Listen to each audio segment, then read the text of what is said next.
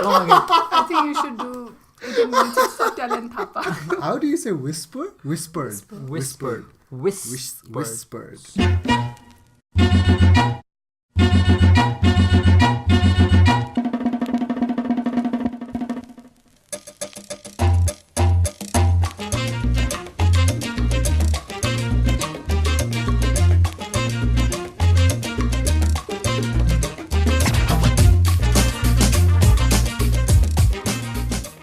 Hello, listeners. You're listening to 18 Minutes with Satyal and Silwal. I'm Satyal. And I'm Silwal, and we're a weekly podcast from the Himalayas. When it's a Tuesday and it's 7:30, it's time for perspectives, conversations, and stories. Last week we talked about the beauty of being anonymous, and a comment on our YouTube post was the podcast lacked content.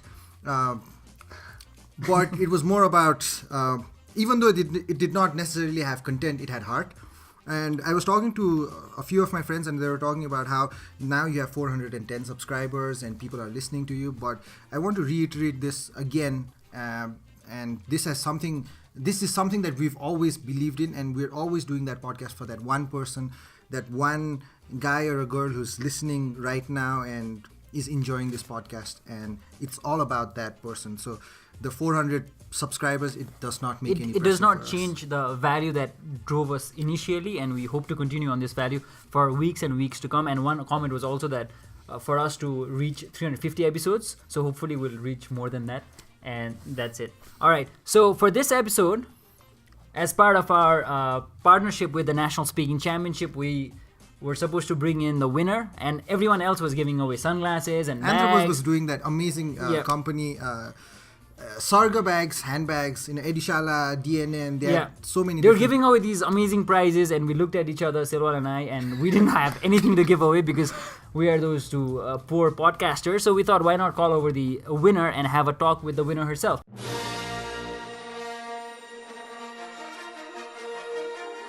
So, ladies and gentlemen, let's give it up for the winner of the first National Speaking Championship 2016, Sadiksha Thapa! Woohoo! Hello. Hi. First and foremost, did you receive the 75,000 rupees that you were supposed to receive? Yes, I did yesterday. Alright, so let's close the podcast and take that money, bro. Let's just go out. Actually, it's in my bag right now. Alright, so why don't you talk to her and I'll just go and... Stop the podcast right now. I just want to take my bag. Alright, Sadiksha, so jokes apart, what do you plan to do with the 75,000? Jokes apart, I think I'm going to invest it in something. Stocks, maybe? Oh, that's interesting. I have no idea about stocks, so... No wonder you're running a podcast. Alright, so let's jump right into the podcast. Let's take the cash prize away, and let's talk about your experiences as a winner of the first ever National Speaking Championship. How was the experience? Actually, the last day on the hall stage was amazing because it just culminated everything that we'd learned for the last 3 days. From the presentation to whatever little tips we've received from all the judges, all the criticism that we'd faced throughout. It was like everything just went there and everything worked out right, because a lot of times when you're participating, there's good version, there's bad version, but that last day, just the good and even the best that surprised me as well. I actually surprised myself, so the last day was awesome.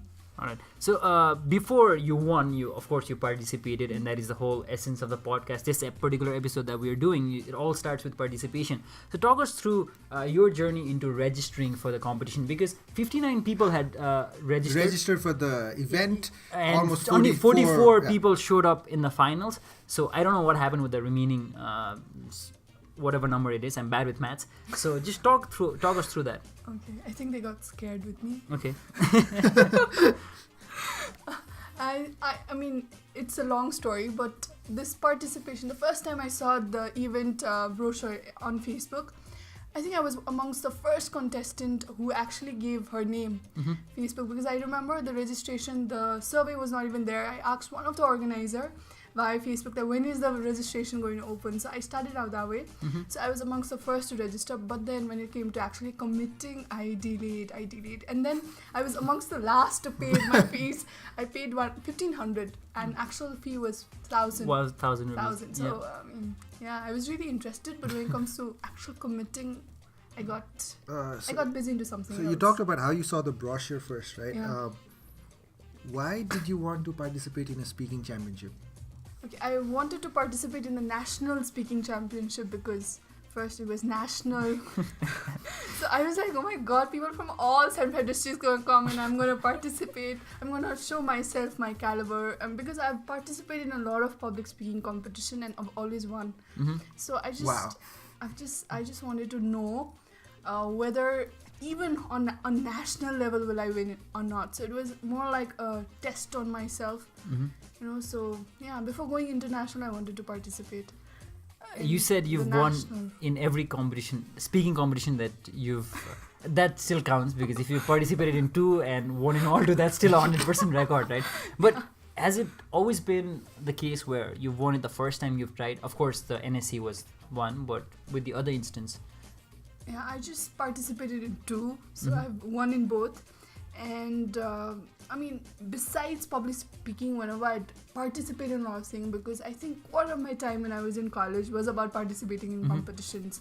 So I've won some, I've lost some, but you lose and then you again go to something else. So it's never been about being stuck. Or I must say that after you lose, if you participate, 2-3 days are very difficult to handle, because you that voice in your head which says you cannot wins, and the voice in your head which says you can win actually loses. So it's a little ego hurting.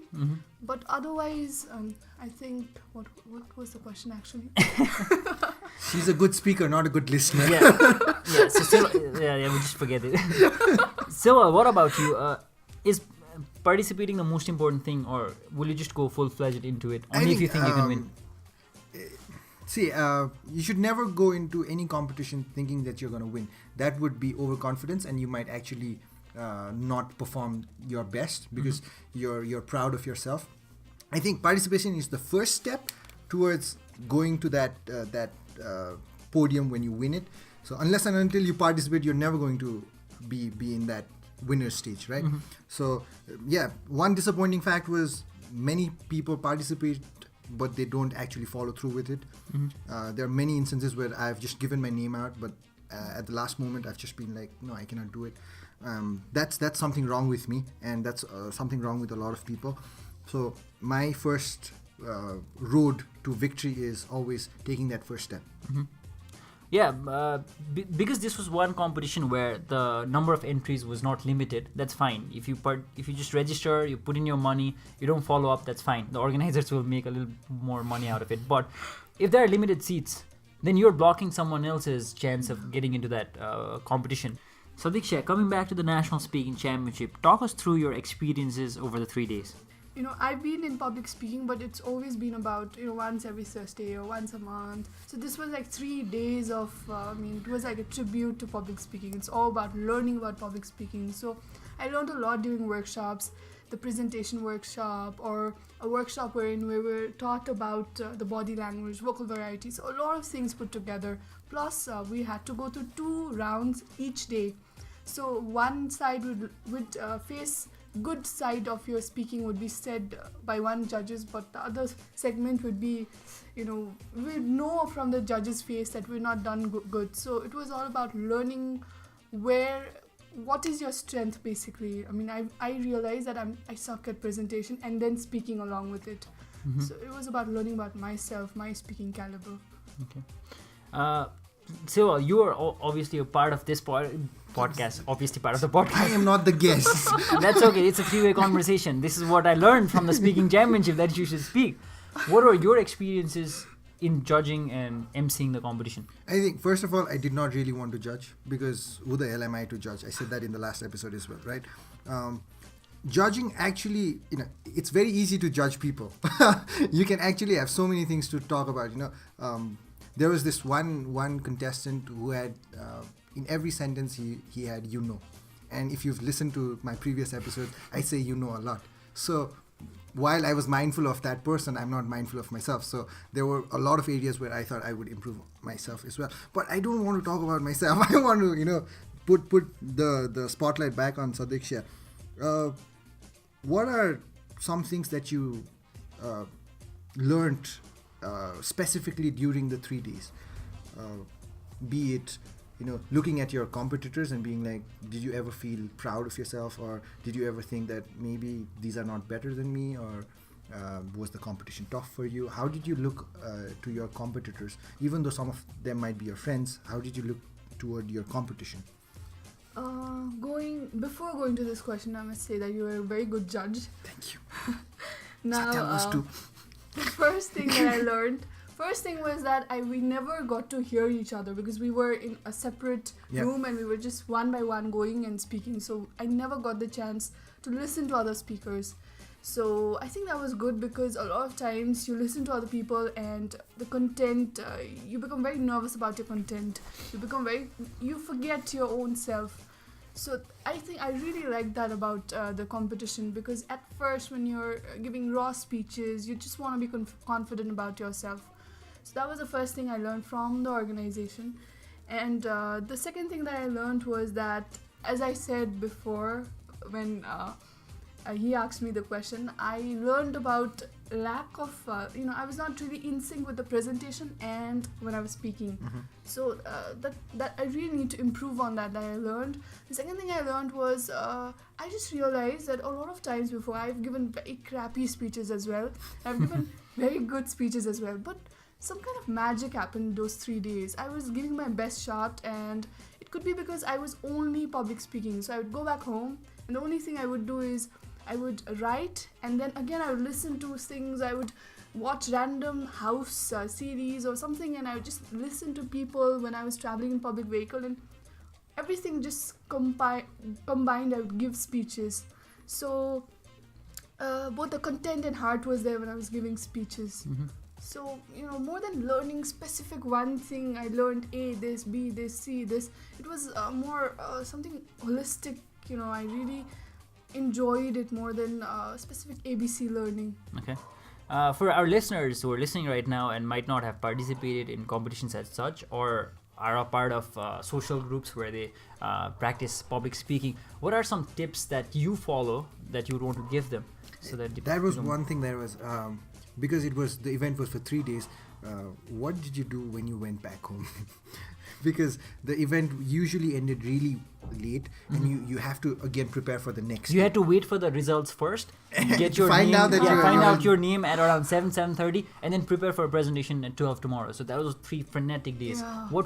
What were the things that you did, and the suggestions you want to give to our listeners? I must say those 3 days was, as I said before, a tribute to public speaking, because I would sleep public speaking, eat public speaking, walk public speaking.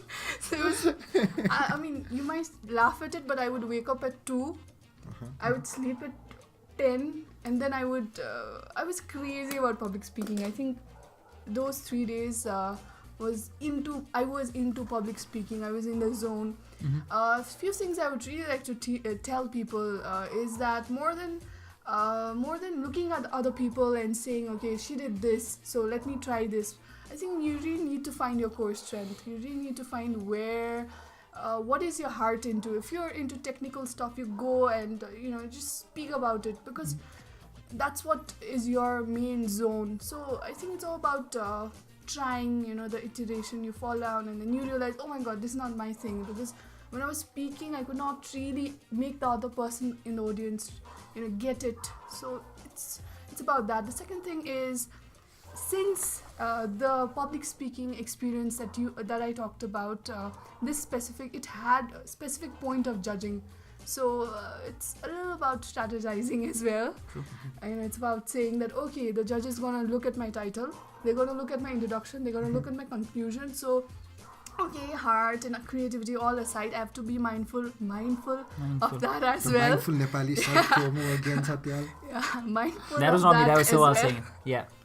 So yeah, I mean, both heart, brain, left brain, right brain, all put together. You really need to work. I think what I've realized is, because I've not won a lot of competitions in studies, as also I always came second or third. But you run a podcast, man. You're so cool. Anyway, see, losers do that apparently. So what I learned from is there's a difference between 58 other contestants and a winner. They have a different set of looking at the competition, and sometimes the hard work, the passion, the heart, it differentiates or it negates the luck that sometimes thrown into competitions like these. And you need to actually follow these winners, not specifically her, while you can follow her model. And there are a lot of winners as well, and there's a difference between a winner and the person who comes second, because Bill Shankly once said, you remember who came first, you don't remember who came second. So God bless to the 2 second and third winners. Yes, that's what I took out from this conversation, because she did things that were winner worthy, and others perhaps did not reach her level, otherwise they would have been in this position. True. The listeners who are listening to us right now, I'm sure if you want to connect to Sadiksha, should be more than happy to not help you with every small details, but probably just share some of our tips, because a part of doing the podcast is also to build a community of people who can help each other and grow together. So Sadiksha, would you be willing to do that? If you don't say yes, then we'll steal your money. She's nodding her head, people. Yeah, body language is also part of public speaking, but definitely you can't see people's head being nod. Yes, I said yes. Okay.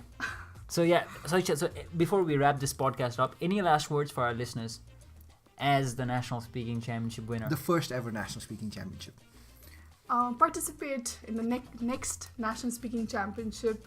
Don't try to say whether you'll win or you'll lose. Just go for it and participate. You'll definitely learn something out of it. Definitely. Okay.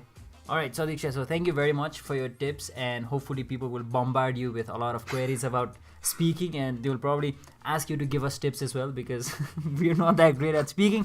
All right, so Silwa, you have something new to add to the podcast. Yeah, we're thinking of how we can change the dynamics of the podcast in terms of adding something new to the podcast. Add some content, right?